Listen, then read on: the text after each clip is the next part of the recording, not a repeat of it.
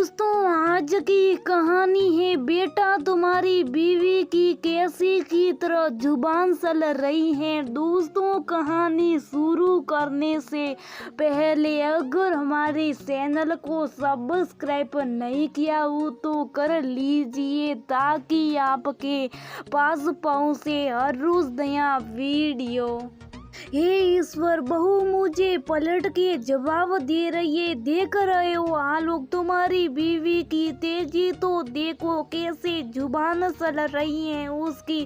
कहते हुए लगभग बिलखते हुए कृष्णा जी अपनी आशा से मुंह ढककर आंगन के बीचों बीच लगे झूले पर दमकर बैठ गई। आलोक ने गार्गी की तरफ देखा तो वो घबराई सी देखी। हुआ गार्गी, क्या कहा तुमने? माँ से ऐसे क्या बात हुई जो ऐसे बिलख पड़ी? अभी गार्गी कुछ कहती तब तक कृष्णा जी बोल पड़ी, रहने दे लला, मत पूछ, अभी वो मेरी गलती निकाल देगी। नहीं, हमने क्या कहा, बस इतना ही की निर्जा के ससुराल वाले जो मांग रहे वो दे, लेकर शादी पक्की कर दी जाए। बोल क्या गलत कहे हम?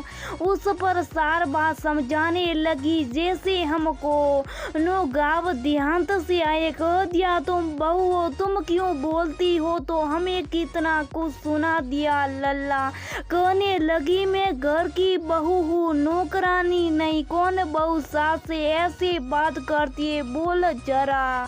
सासू माँ की बातें सुन गार्गी से नहा रह गया। बोल पड़ी, आलोक मैंने बस इतना कहा कि आज हम अगर उनकी मांगे पूरी करेंगे तो कल को उनका मन और बढ़ जाएगा, और क्या पता शादी के बाद क्या हो। मैं भी घर की सदस्य ही हूँ, निर्जा का भला चाहूंगी। कहते हुए रसोई में चली गई गार्गी। उसके जाने के बाद कृष्णा जी का विलाप और तेज हो गया। आलोक समझाने लगा, माँ ससी तो कह रही है, वो सब कुछ सोच समझ कर निर्जा का वह पक्का करना होना होगा ना, कहीं जल्दबाजी में कुछ गड़बड़ ना हो जाए। क्या गलत कहा उसने? वो भी तो घर की सदस्य है ना। कहते हुए माँ को समझाने लगा तो कृष्णा जी आग बबूला हो गई। बेटे के हाथ झटकते हुए बोल पड़ी, सूप हो जा ललाब, तू भी उसकी तरफदारी करने लगा। कहकर पैर पटकती हुई अपने कमरे में चली गई।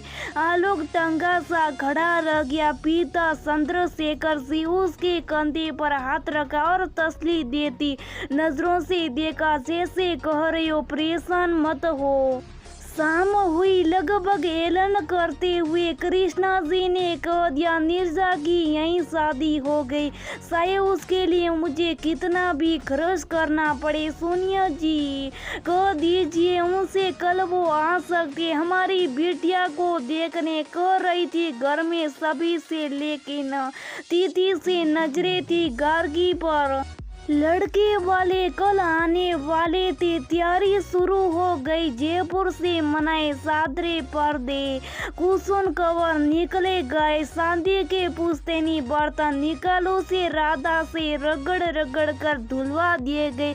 पुश्तैनी ईरानी कालीन जो कभी खास मौके पर निकली जाती थी उसे भी हवा लगने को निकाल बरामदे में फैला दिया गया। मेहमान खाने के झूमर को नीचे उतार सूती कपड़े और सोने के पानी से चमका दिया गया। वो इतनी तैयारी जैसे घर में बेटी को देखने नहीं आ रहे थे। कल ही वर्कर विदा कर ले जाएंगे। बेटा और बहू के हिस्से आया लड़के वालों के लिए उपहार का लिस्ट, जिसे देख गार्गी हैरान रह गई। लेकिन सुपति तैयार हुई, शाम को बाजार निकल गई। आलोक के साथ महंगे उपहार, मिठाइयाँ, फूल इत्यादि लेकर लौटी।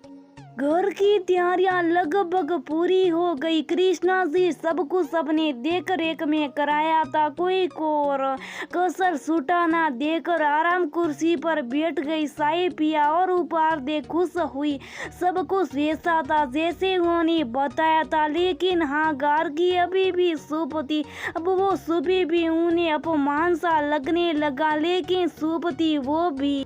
मौन का आवरण उठ अपने रुतबे को दिखाने से पीछे हटने को तैयार नहीं थी। सास जो थी दूसरे दिन लड़के वाले आए, सारी तैयारी देख वो हैरान थी। इतना आलीशान मेलसा घर सास सजा। नीरजा को देख खुश भी थे कि धन के साथ खूबसूरत लड़की भी बस किया था। बेटे के माँ के मन सूपा दहेज का दानव और विस्तार लेने लगा। अब जो मांग थी कुछ देर में उसमें कुछ और मांग जुड़ने लगी। जैसे कोई मंडी सजी थी, मोल भाव करने को ग्राहक और दुकानदार तैयार बैठे हो। लड़के की माँ की विभूतियों की आसानी हंसी के साथ जाने कितने मोंग प्रकट होने लगी। जैसे बोतल से निकलते जिन अपने लाडले इंजीनियर बेटे के पढ़ाई लिखाई में खर्च सारे हिसाब किताब की एक अदृश्य पोथी खोल दी सबके सामने, और इस पोथी पर अपने मांगों का चढ़ावा वसूलने को ऐसे तैयार जैसे गिद्ध हो। और तो और बेटा बहू के हनीमून की तैयारी भी। लड़की वालों के माथे पर उनका यह रूप देख कृष्णा जी ने थोड़ा श्रम दिखाया, लेकिन लड़के का विरक्त लालसा बढ़ती देख उठ खड़ी हुई और बोल पड़ी, माफी चाहूंगी, आपको मेरी बेटी पसंद आई, आभार, लेकिन हम ये शादी नहीं कर पाएंगे। क्यों जी, आप क्या कहते हो? पति को देकर पूछा तो उन्होंने भी हामी भर दी। कृष्णा जी फिर बोल पड़ी, और क्यों हम ये शादी नहीं कर पाएंगे? तो उसका जवाब, मेरी बहू गार की देखी।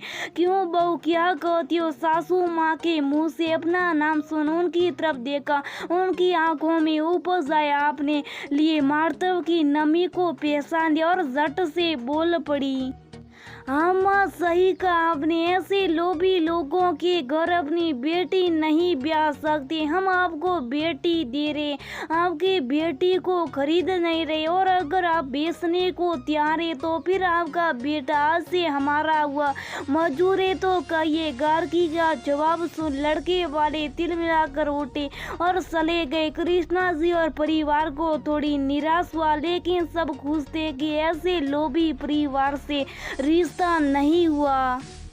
कृष्णा जी ने गार्गी के सर पर हाथ फिरा कर कहा, बेटिया बहुत अच्छा जवाब दिया और हमें माफ कर दे, कल हम गलत कह गए। बहू को भी बोलने का पूरा अधिकार है, सही को सही और गलत को गलत कहने का पूरा अधिकार।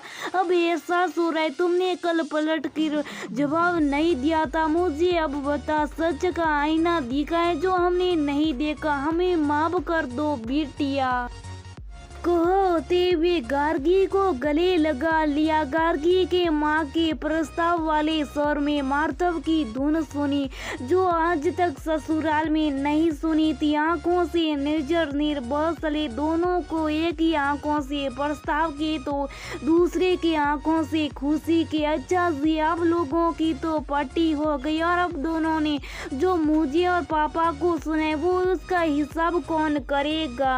हाँ, सही कहा तुमने। आलो, कल शाम से तुम्हारी माँ का काम ही गुस्सा झेलाए हमने। ठहाका लगाते हुए चंद्र शेख जी ने बेटे के हाथ में हाँ मिलाई तो दोनों खिलखिला पड़ी। नीरजा आकर भाभी के गले लग गई, क्योंकि आज उनके सच बोलने और माँ को समझाने से उसकी जिंदगी बस गई। वो जानती थी कहीं ना कहीं गार्गी की बातें कृष्णा जी के मन में घर कर गई थी, तभी तो उन्होंने ऐसे लालची और समाज विरोधी लोगों से रिश्ता जोड़ने से इनकार कर दिया।